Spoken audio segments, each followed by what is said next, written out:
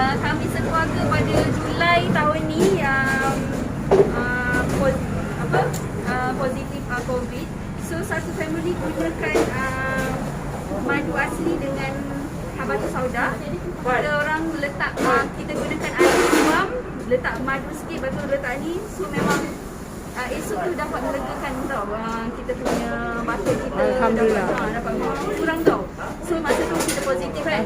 So memang hari-hari mama bagi benda ni memang berangsur berjalan sebab kita tak ada diri rasa apa tu kan. So lepas tu memang cepat berangsur pulih benda tu. Masa kalau kita bukan positif pun, kita hari-hari awal bila kita batuk kan, bila muni dah start dah tekak dah tak sedap, dah tak selesa, terus muni buat macam ni, memang esok tu memang betul lega. Okey. Yang kita orang amalkan 3 benda ni lah. Okey, dah Okey, masih. Sama.